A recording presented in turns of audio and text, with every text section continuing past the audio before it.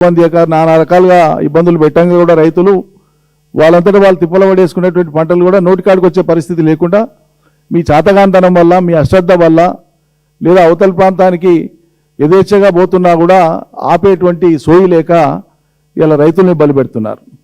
ఏం నడుపుతున్నట్లు మరి మీరు సర్కార్ నడుపుతున్నారా సర్కస్ నడుపుతున్నారా? ఒక్కరికి కూడా సీరియస్నెస్ లేదా? పాలమూరు నల్గొండ జిల్లా ప్రజల జీవితాలు ఏం కావాలి అసలు ఇవాళ? అతి తక్కువగా నీళ్లు వాడుకొని గురుదక్షిణ చెల్లిస్తారా? తెలంగాణకు నీళ్లను తక్కువ వాడుకోవడం మూలంగా ఆంధ్రాకు నీళ్లను ఎక్కువ వేయడం మూలంగా వాళ్ళ గురుదక్షిణ చెల్లిస్తారా? ఏంటి అసలు మీరు చేస్తున్నటువంటిది? కేఆర్ఎంబి కేంద్ర పరిధిలో ఉన్నది, కేంద్ర ప్రభుత్వం ఏర్పాటు చేసింది, కేంద్ర ప్రభుత్వ అజమాయిషీలో ఉండేది. ఇప్పుడు కేంద్ర ప్రభుత్వానికి సంబంధించి ఇక్కడ ఇద్దరు మంత్రులు ఉంటారు, కేంద్ర మంత్రులు కిషన్ రెడ్డి గారు, బండి సంజయ్ గారు. ఒకనాడు కూడా నీళ్ల గురించి, తెలంగాణలో నీటి కష్టాల గురించి, ఆంధ్ర వాడుకున్న దాని గురించి, తెలంగాణ తక్కువ వాడుకుంటున్నది, తెలంగాణ ప్రభుత్వ యొక్క అచేతన స్థితి గురించి ఈ ఇద్దరు కేంద్ర మంత్రులు ఒక్కనాడు కూడా నీళ్ల మీద మాట్లాడారు, ఒక్కనాడు రైతాంగ సమస్యల మీద మాట్లాడారు. మరి ఏం చేస్తున్నట్లు మీరు? ఒక్కనాడైనా మాట్లాడకపోతే మీ పాత్ర ఏందన్నట్లు? అదేవిధంగా వాటర్, రివర్ వాటర్ను దేన్నైనా సరే ఇంటర్ బేసిన్ ట్రాన్స్ఫర్ చేసుకోవాలనుకున్నప్పుడు ఒక బేసిన్ నుంచి ఇంకో బేసిన్కు ట్రాన్స్ఫర్ కావాలంటే ఖచ్చితంగా అది వయలేషన్ కింద వస్తుంది, అనుమతులు లేకుండా చేస్తే. ఇలా ఆంధ్రప్రదేశ్ ప్రభుత్వం చేస్తున్నది ఏంది? శ్రీశైలం నుంచి ఇదివరకే మళ్ళిస్తున్నటువంటి అంద్రినీవా, గాలేరు నగరి, పోతిరేవుపాడు ఎక్స్పాన్షను, వీటన్నిటి ద్వారా మళ్లించేది ఒక వయలేషన్ అయితే ఏ రకమైనటువంటి అనుమతులు లేకుండా, మరి ఈరోజు కొత్తగా ప్రతిపాదించినటువంటిది 47,776 రూపాయల పరిపాలనా అనుమతులు ఇచ్చినటువంటి 114 టీఎంసీల నీళ్లను అదనంగా వాడుకోవడానికి ఉద్దేశించినటువంటి ఈ కృష్ణా ఏది పోలవరం బనకచర్లకు సంబంధించినటువంటిది. ఈ ప్రతిపాదనలు ఇవన్నీ కూడా వాళ్ళు యథేచ్ఛగా తీసుకొని పోతున్నారు.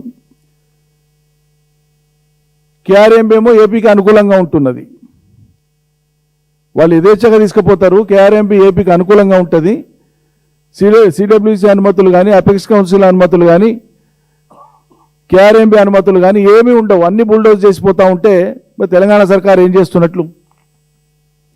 ఈ పరిస్థితులలో ఇది ఇలా కళ్ళ ముందు మనకు కనిపించేటువంటి పరిస్థితి ఇది ఉంటే ఇలా తగుదనమ్మా అన్నట్లు సిగ్గు ఎగ్గు లేకుండా జిల్లాలో ఒక మంత్రి కొంతమంది శాసనసభ్యులను వేసుకొని అంతా అయిపోయినాక చేతులు కాలినాక ఆకులు పట్టుకున్నట్లు మేము హెచ్చరిస్తూనే ఉన్నాం. ఈ సంవత్సరం ఎప్పటికంటే కూడా అత్యధిక వర్షాలు కురిసినాయి, అత్యధికంగా కృష్ణాలో నీళ్లు బారుతూ ఉన్నాయి. అయిన చెప్పంగా కూడా మొదటి వర్షాకాలం సీజన్లో 45 రోజుల దాకా లిఫ్ట్ ఇరిగేషన్ పంపులను స్టార్ట్ చేయాలి పుణ్యాత్ములు. ఇక్కడే ప్రెస్ మీట్ పెట్టి చెప్పినాం, జిల్లాలో చెప్పినాం, రైతులు మాట్లాడినరు, అడిగినరు, డిమాండ్ చేసిండ్రు. ఏంటికి స్టార్ట్ చేస్తలేరంటే వానలు పడుతున్నాయి కదా స్టార్ట్ చేస్తలేమన్న. ఒట్టి వానలు పడితే వరి పంటలు పండవు, కాలువల ద్వారా నీళ్లు పోతే పండుతాయి. 45 రోజుల కాలయాపన చేసిండ్రు లిఫ్ట్ ఇరిగేషన్ పంపులను స్టార్ట్ చేయడానికి, కేఎల్ఐవి ఇతర పంపులు కూడా స్టార్ట్ చేయడానికి. ఏపీ యథేచ్ఛగా ఉన్న నీళ్ళని దోసుకొని పోతుంటే ఓ దిక్కు వాటర్ తీసుకోవడము, ఇంకో దిక్కు జల విద్యుత్ పేరు మీద వాళ్ళంతా కూడా వాటర్ కిందికి డ్రా చేసుకొని ఇవన్నీ చేస్తూ ఉంటే నిరోధించలేకపోయినారు. ఇలా నోటికాడికి పంటలు వచ్చినాయి. మేము 2 వారాల ముందే హెచ్చరించినాం, ఫీల్డ్కి పోయినాం, చూసినాం, ఇవన్నీ చెప్పినాం. ఇప్పుడు వాళ్ళు ఏం చేస్తున్నారు? నిలువరించవలసినటువంటి ఏపీని నిలువరించకుండా, నీళ్లు తీసుకుపోయేటప్పుడు అడ్డుపడకుండా, కేఆర్ఎంబి దగ్గర పాత్ర పోషించాల్సింది పోషించకుండా, కేంద్రానికి అపెక్స్ కౌన్సిల్కు లెటర్ రాయకుండా, ముఖ్యమంత్రి చేయాల్సిన ఏ పనులు ఏవి చేయకుండా నీళ్ళన్నీ పోయి ఇప్పుడు పంటలు ఎండిపోయేటువంటి దశ వచ్చినాక ఇప్పుడు ఫేస్ సేవింగ్ కోసం ఇలా శ్రీశైలం ప్రాజెక్టు కాడికంటే ఎమ్మెల్యేలను వెంబడి తీసుకొని పోతారట. ఏం చేస్తారట? అది కూడా మీరు పోయేది ఆంధ్ర ప్రాంతానికి పోతారా, అవతల ప్రాంతానికి పోతుండ్రా? అవతల ప్రభుత్వం దగ్గర పోయి ధర్నా చేస్తుండ్రా? మన రాష్ట్ర పరిధిలో మన పరిధిలో ఉండేటువంటి ప్రాజెక్టు కాడికి యువతల పక్కల పోయి అక్కడ ఉండి తమాషా చేసి ప్రజల్ని ఎవరిని మీరు ఫూల్ చేయాలనుకుంటున్నారు? మరి మీ ముఖాలు ఎక్కడ పోయినా ఆనాడు శ్రీశైలం టనల్, ఆ రోజు SRL Srisailam left bank canal, SLBC tunnel కూలిపోయి నిండు ప్రాణాలు పోతే మరి ఆ రోజు మంత్రులు ఎమ్మెల్యేలు అందరు కలుసుకొని పోయి కనీసం ఆ శవాలను ఐడెంటిఫై చేసి తీపిచ్చి ఇప్పించే పని చేసిండ్రా? ఆ రోజు పోనీకే చేత కాలే. ఒట్టెంలో ప్రభుత్వం యొక్క నిర్లక్ష్యం వల్ల, పట్టింపు లేనితనం వల్ల పంపులు మునిగిపోతే, వర్షాలకు మునిగిపోతే కనీసం వాడికి పోయి చూడడానికే ఓపిక లేదు, టైం లేదు మీ మంత్రులకు, ఎమ్మెల్యేలకు. ఇరిగేషన్ శాఖ మంత్రి అనేక విమర్శల తర్వాత ఒకనాడు వచ్చి అది కూడా పంపుల దాకా పోకుండా దూరం నుంచి అటు నుంచి అంటే బయట నుంచి బయట వెళ్ళిపోయాడు. ఇది మీకు ఉండేటువంటి చిత్తశుద్ధి. 10% మిగిలిపోయినటువంటి పాలమూరు రంగారెడ్డి ఎత్తిపోతల పనులను పూర్తి చేస్తే, ఈ ప్రభుత్వం వచ్చినాక మొదటి 6 నెలల లోపలనే పూర్తి చేస్తే ఆనాటికైతే 1,000-1,200 కోట్ల ఖర్చు అవుతుందని చెప్పినాం. ఇవాళ ఎస్కలేట్ అయిపోతే 2 ఏళ్ళు దాటి మూడో సంవత్సరం నడుస్తుంది. కాబట్టి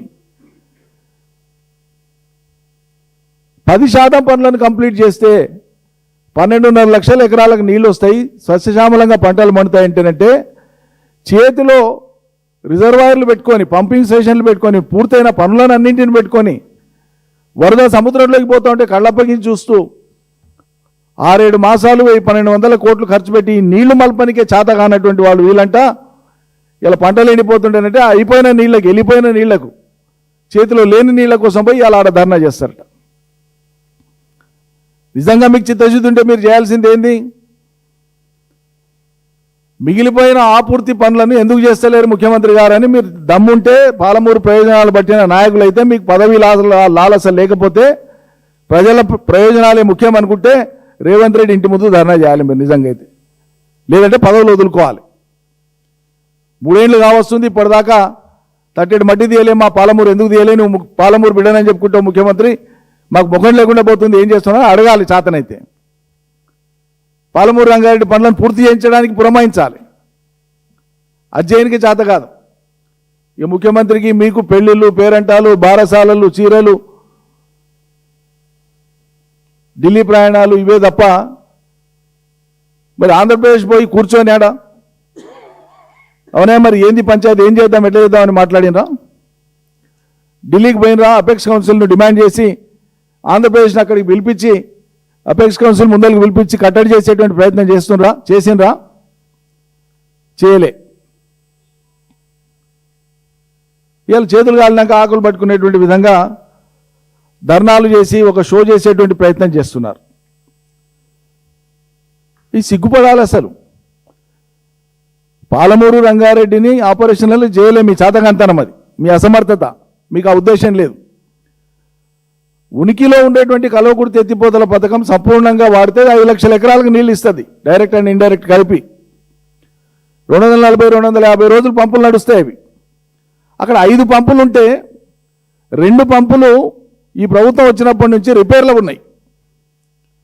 2 పంపులు రిపేర్లో ఉన్నందుకు 2 పంపులు నడపట్లేదు. అంటే ఆ నీళ్లను సంపూర్ణంగా సద్వినియోగం చేసుకోలేకపోతున్నాం. ఉన్న నీళ్లను కూడా వీళ్ళ చేతగాంతనం వల్ల. ఆ 2 పంపులకు రిపేర్కి ఎంత అవుతుంది? అక్కడున్న ఇంజనీర్లు ప్రతిపాదనలు పంపించింది కేవలం 10 కోట్లు.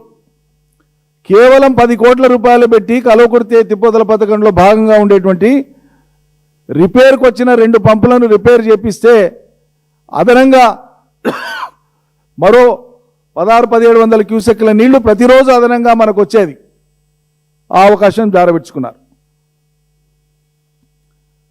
కేసీఆర్ గారు అత్యద్భుతంగా కృష్ణకు అవతల ఉండేటువంటి అలంపూర్, గద్వాల నియోజకవర్గాల్లో ఉండేటువంటి సాగునీటి వ్యవస్థ ఏటికి అవతల ఉంది కాబట్టి అది సపరేట్, అది ఆ వ్యవస్థ నడిపెట్టి రివర్కి యువతల ఉండేటువంటి అన్ని ప్రాజెక్టులు, అటు పాలమూరు రంగారెడ్డి కానీ, కేఎల్ఐ కానీ, అదేవిధంగా భీమా ఫేజ్ 1 ఫేజ్ 2 కానీ, కోయిల్ సాగర్ కానీ, వీటన్నింటికీ పాలమూరు రంగారెడ్డితో ఇంటగ్రేట్ చేసి ఒక ఇంటగ్రేటెడ్ అప్రోచ్తోన సాగునీటి వ్యవస్థను డెవలప్ చేయడానికి పూనుకొని చాలా మటుకు పనులు పూర్తి చేసినారు. ఒక ప్రాజెక్టులో ఒక స్కీమ్లో నీళ్లు తక్కువ ఉంటే పాలమూరు రంగారెడ్డి ద్వారా దాన్ని సప్లిమెంట్ చేసేటువంటి విధంగా డిజైన్ చేశారు. ఉదాహరణకు జూరాలలో ఈ ప్రభుత్వం ఈ సంవత్సరం వానకాలం పంటలు అయిపోగానే క్రాప్ హాలిడే ప్రకటించింది, నీళ్లు లేవని. కానీ కేసీఆర్ ఆలోచన ఏంటి? శ్రీశైలంలో మన సోర్స్ ఉంది కాబట్టి పాలమూరు రంగారెడ్డి ద్వారా ఎత్తిపోసేటువంటి ఆ పంపుల నీళ్లు కరువెన ద్వారా, ఉద్దండాపూర్ ద్వారా మళ్ళీ అవి కిందికి వచ్చి మళ్ళా జూరాల దాకా ఆ నీళ్లు వచ్చేటువంటి విధంగా డిజైన్ చేసినారు.